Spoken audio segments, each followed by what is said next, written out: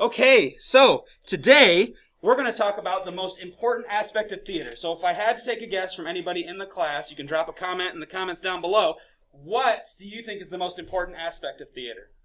What's your guess? The audience and the people behind the stage. The audience and the people behind the stage. Megan? The story. The story. Any other guesses? Okay, well, Michael had it on the first try. It's the audience, okay? Because without the audience, it's just a bunch of people up on stage acting to an empty room. All right? So today we're going to do a presentation on the audience. So what I need you guys to do is go to your Google Classrooms, and I'm going to show folks online how to do this as well. You're going to want to go to your drama class, and then under classwork, you should see one that is titled The Audience. So this right here is the PowerPoint that I'm going to be going over with everyone in class.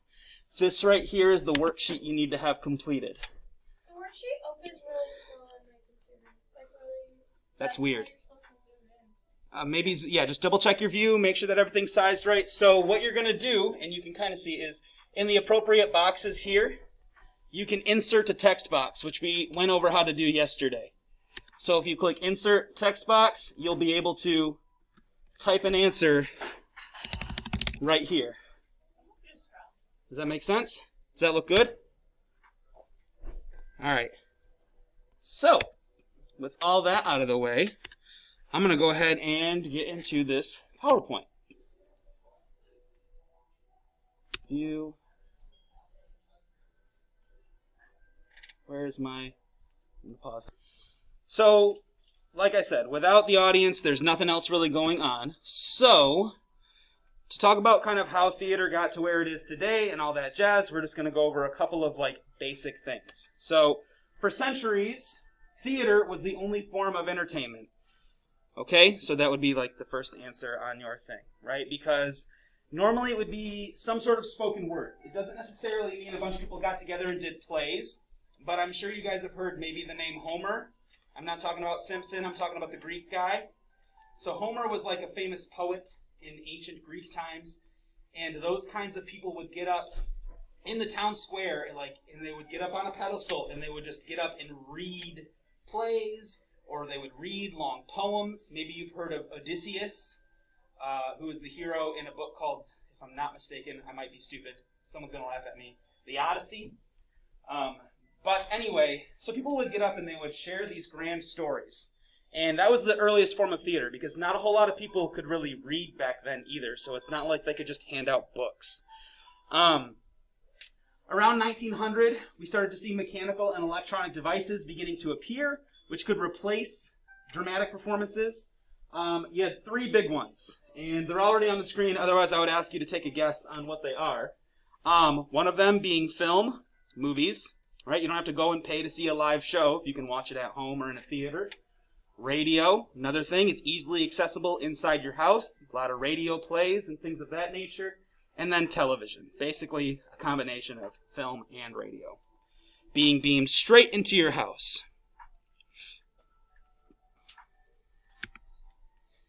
So, for over 100 years, there were a lot of predictions that theater would eventually be dead, because now that we have all this new technology and you don't have to make the time and take a whole day out of or a whole evening out of your life to go and see the show, you're like, well, theater probably won't stick around too long. But, does anybody know how much tickets for Hamilton are on Broadway before COVID? What's your guess? $500 a seat, and that's probably one of the cheap seats. Okay? So... And it's not even original cast. Right.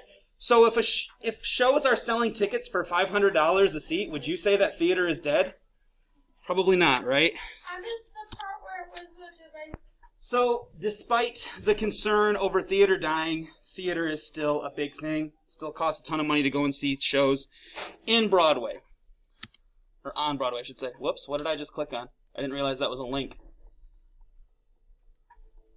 Yes. Okay, so definitely watch that last clip there. Click on But Broadway Thrives, and it will show you a bunch of different modern musicals into a montage. So, obviously we don't all have $500 to go and drop at the up in New York, right? And that's not even to mention the plane ticket / gas money to get out there. And the fact that Broadway's currently shut down. And the fact that COVID has Broadway currently shut down. That is correct as well. So where can we go and see different shows? So Internet. 5 different ways. Number 1, Broadway. That's one option. What's another place you can go and see a play? Besides the internet. Like in person, where would you go to see a play? The place we saw Into the Woods at. The one Okay, so the place that we saw Into the Woods at was a community theater. So that's one option, is community theater. So another one of the options is going to see Shakespeare in the Park or some sort of touring theater like that. So real quick review, we have universities or schools, Broadway, professional theaters, LORT theaters, League of Resident Theaters, which is kind of, we said, the minor league of theaters, if you think of a baseball comparison. We have Shakespeare Community things and Shakespeare things. So eloquent, Mr. Schaefer. Shakespeare in the Park type settings and community theater. Those are your 5. So, this one's for you guys. Why do you think that despite movies and television being a big thing, that people are still paying $500 a ticket to go and see theater?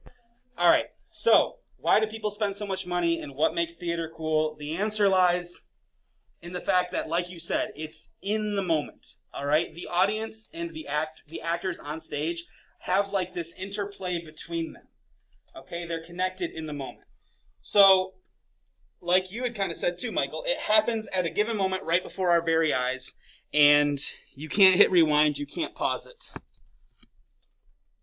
So, theater is live. And the most significant difference between theater and the movies is the audience and performer relationship. So, being in the presence of that performer is very different than being with a film because you aren't watching an image, you're watching a person. There was a critic who once said that the presence of the audience and the way that we respond flows back to the performer and alters like what he does. So I kind of gave you that example. When you're watching Avengers and Iron Man says something funny, Robert Downey Jr. doesn't stop and wait for the audience to react. I have a really cool, funny story that I'll try to tell quickly so I can catch this on the recording. Did any of you guys go and see Anne Frank when we went and saw it? Okay, so Annie, you're the only one who might remember this. We went and saw Anne Frank, and there's a moment where the girl who plays Anne and the boy who plays Peter are sitting up in the attic alone together, and they're about to kiss. And we as the audience can tell that that's about to happen because it's the whole thing where they're sitting here, and she's sitting here, and then he scoots a little bit closer, and then she scoots a little bit closer. And what is the audience doing this whole time? It's a bunch of middle schoolers. What do you think? They're laughing. They're laughing. Ooh, oh my God, dude, they're totally gonna mac. Like, that kind of stuff is just getting shouted in the theater.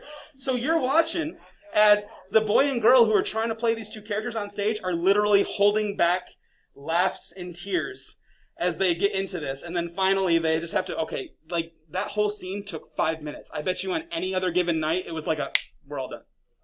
But with a whole 200 middle schoolers in there, it's a very different scene, right? So the thing about theater is that the people who come and see it bring their own personal experiences and stories, and whether you realize it or not, that becomes part of the show. Because your response fuels the actor's response. Cool story, right? Mm-hmm. Drop a comment, like, and subscribe. Where's my pause button? Come here. So yes, you are absolutely right. You need 3 things. You need a performer, you need a space for the performer to work in, and you need an audience. Otherwise, that performer is just standing there talking to himself like a crazy person. Kind of like being a teacher. Wow, nobody laughed. Okay. Kind of like being a middle child. So that's everything. So that's everything you need for the worksheet. We will probably continue to go over more of the PowerPoint in the future, but for now, I'm going to leave you there. Make sure you get the PowerPoint finished up and submitted on Google Classroom, and we will talk more later. Bye.